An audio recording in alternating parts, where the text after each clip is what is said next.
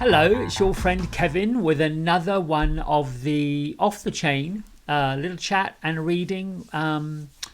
Just my own musings for your musing or amusement.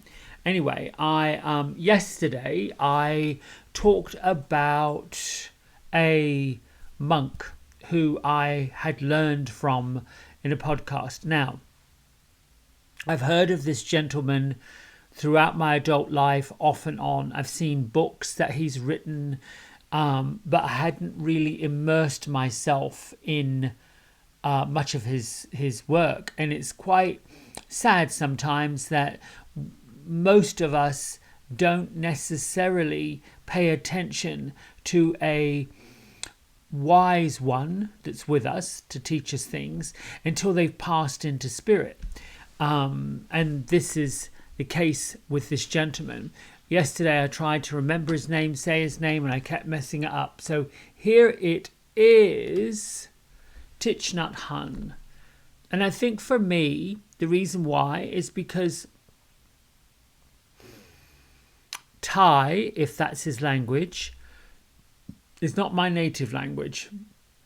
And then I was brought to the amazement, if you will, just pure wow, in awe of the fact that this man not only spoke English, which was not his native language, but he wrote English in such a lovely manuscript kind of way, and can only really describe it as those Asian symbols, Chinese, I don't even know. And this is part of why I think the authenticity is important, because most of my life, I most certainly was feeling that imposter syndrome. In fact, one of the lies I spoke was, who am I to be, say, do, present any of this? And then, of course, it goes to that other lie that we know nothing, that we are nothing, that unless you are qualified, unless you are scholarly, unless you have initials after your name, then you don't really deserve to exist. This is not true, as I'm realizing in my past middle age. Was I annoyed when I discovered it? A little bit. Did I thumb my nose at people who look down at those who are not scholarly? I was watching a documentary last night where they talked about the intelligent people who during the 60s, the intellects they called them. That's right, this term. The intellects who found Indian music. Basically, it was the Beatles in India, which I found a fascinating documentary. And I didn't like that word. I did not like that word, because I think everybody who comes to the planet is an intellect. We just choose a different time to go to school. Period. Done. George Harrison said it best in this documentary, although I take this out of context. He was speaking about how being a Beatle meant that you were on all the time and there was no time off, there was no day off. And, you know, for most of us, when we're in school, when we're in that classroom, we don't really want to be there, at least I didn't, learning mathematics and English and geography and all those things that we're supposed to learn when we're children. But when we're on holiday, we get to do what we want to do, how we want to do it, and have fun and enjoy. And Mr. Harrison was explaining that, you know, when does he go on holiday from being a Beatle? When does he go on holiday and enjoy what he wants to do, to learn music? And in this particular piece, he was learning to play. It's like an Indian. Well, it's not a guitar. It's something like that. It has strings on it. And I'll think of that tomorrow and I'll bring that to you. Sitar, I think it's called a sitar. One end of it sits on a cushion, the other, it's a big long thing. It's a lovely a sounding instrument. Anyway, I digress. And he was basically talking about that. He was saying that, when you're constantly on, there's no time off to have a holiday. And that's how it is for people who are coming to knowledge. There's a time where we want to go to learn something, we want to go to school. And what I know myself is that anything I've ever learned, I've had to want to go to learn it. It hasn't been something that, go learn maths, go learn English, go learn geography. Not if I don't want to go learn it. There's this desire to know more. There's this desire to seek more knowledge. And there was a time in my life where I regretted doing it later. And then I realized, I don't know if I would have appreciated it earlier. I don't know if I would have got it when I was a child. I don't know if I would have ever found it being little. It was just not anything that filled me up with, I need to know this. And I'm sorry I went around the houses with that. But this is this man's name, Thich Nhat Hanh. And I am so sorry that I've ballsed it up yesterday. But this is the other thing I found while I'm looking up this name and how to spell it correctly, because I wasn't spelling it correctly. Here is what he quoted. It's on his website. His website, the organization is called plumtree.org, I think. plumvillage.org. That's it. Not the Plum Village, but plumvillage.org. Lovely, lovely website. Gorgeous, filled with all kinds of wise things. And I should have stuck that up there, but I didn't. But this is the quote. I am a continuation, like the rain is a continuation of the cloud. Yes, there was a time in my life where I would have gone, really? Yeah, not so much. But that was my ratchet self, my silly little self. What do I want to talk about today? Well, excitingly enough, later on today, I am going to have another puppy. And I can't wait. And I am doing the happy dance. It is just pure joy. Her name that she was given from the litter, from this lady who... I don't say their names. I don't say the names of breeders because I want to protect their privacy. Anyway, this lady had a litter of puppies at Christmas, and she decided to call them legends. I'm not quite sure what legends, but there's one was called Betty, one was called Cash. My little girl is called Dolly, and there were more and more and more. So I only assume they are legendary people. Willie Nelson was another one. So I guess Dolly is named after Dolly Parton. And I gave her a little middle name because all of my Danes have double hyphenated names. So her second hyphenated name is Rose. So her name is Dolly Rose. And she'll be here later on today. But I wrote something because it came out of... Where is that thing I wrote? It came out of me asking this morning in my prayers, why am I having so many dogs? It's always been a question of mine. In the middle of a pandemic, the beginning of a pandemic, I sadly lost... 4, all in 1 year. I did well to keep those thoughts and feelings of grief to myself. I shared it with those who are close to me, and I privately wept. Oof. There was not one that was any more difficult than the other of losing them. One was sudden, New Year's Eve, 2019 to 2020. Devastating. A quick, fast decision that I knew, guided, intuitive to say, we have to say goodbye, it's time to go. The second was completely unexpected, and a few weeks later, broken heart. The third came as a compassionate one. Marley, my old Great Dane, who was in so much pain, and I realized that the moment he took his last breath and the angels came to get him. And then the fourth one, some months later, and I was given the blessing of, which I now have the angel tickles, so I know they're around. The fourth one, I was given the blessing of about 10 days. His name was Trooper. He was just the most beautiful blonde shepherd. And he was diagnosed with diabetes, which was like, I had no idea dogs even got it, but he did. And so I made the decision to do my best to work with the daily sugar testing, which, you know, for a human, prick your finger, do your test, it's good to go.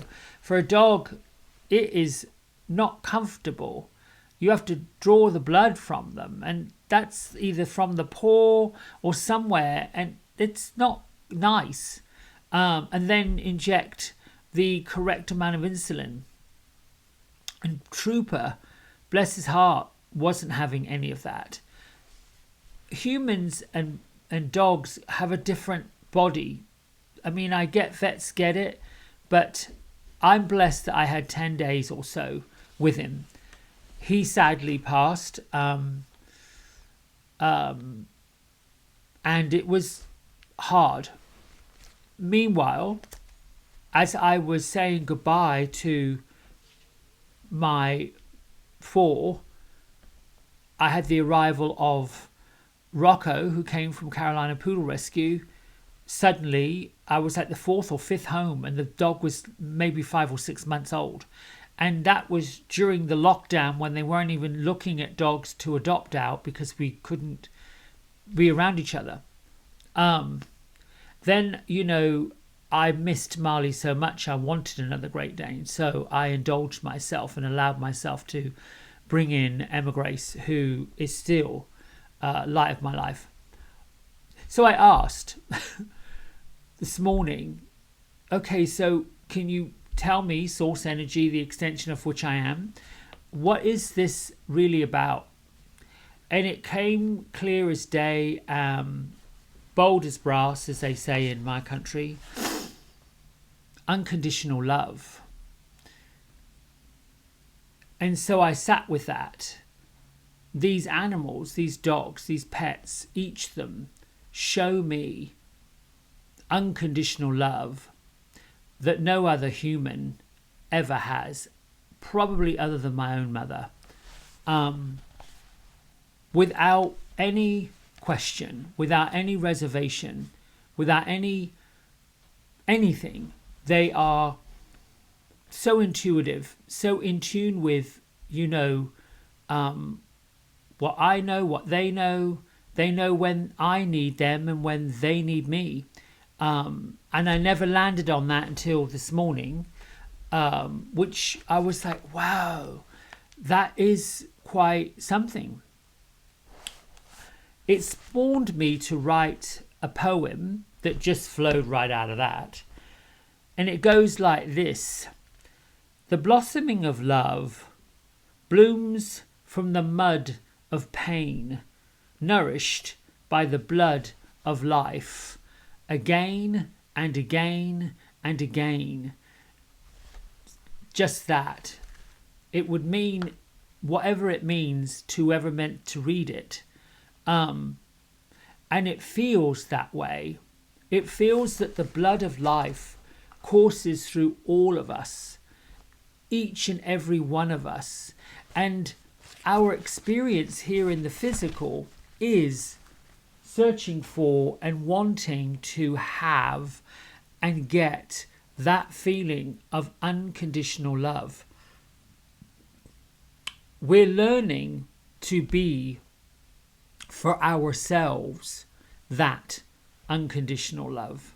We're learning that we deserve it and we should have it, but we have to be that for ourselves. We have to be that which no other human has ever been for ourselves, that stand up for ourselves and be for ourselves. And once there is that feeling of unconditional love, of true independence, then we can live with harmony, peace, joy, compassion, understanding for everyone else. I think that's what I also got from this documentary, in the learnings and the understandings that the Beatles, these four guys, I think at some point India was this escapism from this madness of all of a sudden these four rockers decided that they were now superstars and they had no competition in the teen idol world. There was no boy bands back then. They were the boy band, the whole world. But then what they made in their music, in their lyrics, in their harmonizing, I don't know any other group, well, probably since there has been, but at that time, there was no other group, pop group, that harmonized in the way that they did. In fact, music producers have even said, you know, the Beatles could go to the Abbey Road studios in London and lay down a track, one or two goes, with guitar riffs and piano arrangements like no other group of people. And you have to wonder, what was it about them? What was it that got out of the way to allow that pure, unadulterated creativity to come in and be born? Yeah, I'm done with that. I think that lands it. Let's get to our message of the day from Spirit. Oh, that felt heavy, or light, or deep, or wisdom related. I don't know. Anyway, Great Father in the sky, Mother in the earth, angels, ancestors, spirits, thank you so much. Well, there's one that flipped and went. We'll use him. Thank you for reminding us of your presence and bringing us what we need to know today. I am grateful to receive and to give and read for everyone out there. Prosperity, security, and tradition is the big flavor of this. No accident that this image, I should put it up really quickly. Maybe that is the card of the day. Maybe I'll go with that. Look at this. There's a dog in the photo with a man teaching from a book, Prosperity, Security, and Tradition. Earth is pentacles in traditional tarot, 10 being the ultimate. And you see on the other side of the veil all of these people through that tunnel, which is the veil of life and the afterlife. So it seems that we today have an audience of spiritual guides showing us, and this man is here, the book of knowledge, with the dog that unconditionally says, I'm hungry for more, Daddy.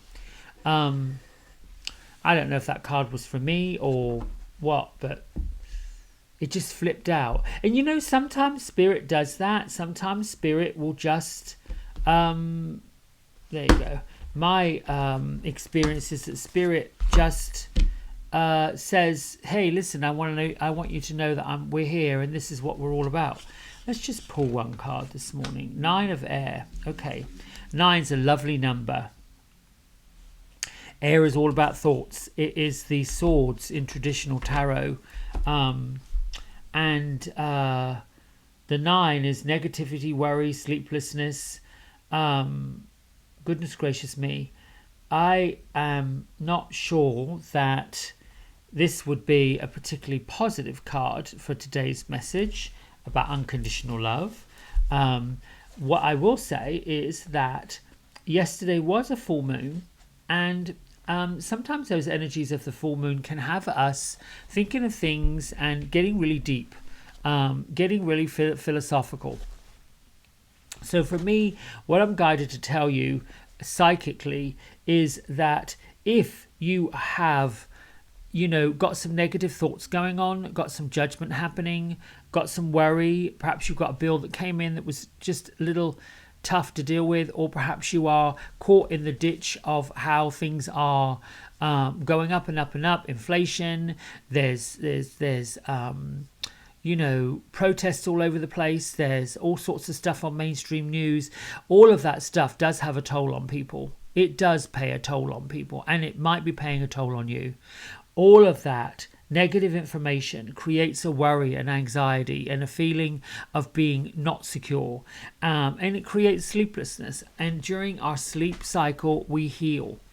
So I'd have to say, go to the place, find some grounding, find nature, use the sun, literally use the sun, get in the sunshine. And even if it's cloudy but still light out, find somewhere that you can get some lightness into your heart, into your spirit, into whatever brings you joy. If you find yourself somewhat overwhelmed, and grounding is the one place that you can take that down, as a sort of a meditation, a guided meditation. The Mother Earth is who takes all that from us, takes all of our anxieties, our woes, our negativities, our problems, our phone bills, power bills, food bills, just all of those troubles. Mother Earth literally pulls them down deep within the heart of the foundation, because let's face it, the spirit of Mother Earth creates the planet from which we have the foundation to grow everything: fruits, vegetables, put our houses on, put our roads on, go from one place to the next. The Mother Earth is responsible for it. And so when you find yourself stuck in those thoughts and those mind numbing feelings, it's time to give it over to the Mother Earth and let it go. But let's see what Radley has to say about that card. It says there's no reason to worry. Your misplaced focus upon your fears and feelings of uncertainty is leading you to expect the worst. It's time to change your thoughts into something more positive and uplifting. Anticipate only your highest hopes and dreams, and the divine law of attraction will bring them to you. Please don't be so hard on yourself. Nothing is to be gained by reliving the past over and over. Release what was, and instead reach out with loving arms to what is and what can be. And your angels are saying to you, ask and we will help you calm your fears. Guilt and regret about the past are completely useless. Let us help you quiet your mind so that you can enjoy peaceful nights of rest and sleep. The need for optimism comes from these sleepless nights. Torturing yourselves needlessly, useless guilt, taking on more than is necessary. That's really, I would say, one of the from your angels. And I love this card, the Ten of Earth, that says, listen, when in doubt, just go. When in doubt, just go to what you know. Go to the voice of reason. Go to, the class of caring, the class of compassion. And in my case, love a dog. I think that's it for today. Lots of love to all of you. I appreciate all of you, your likes, your subscribes, your support. It makes such a difference. Until next time, bye.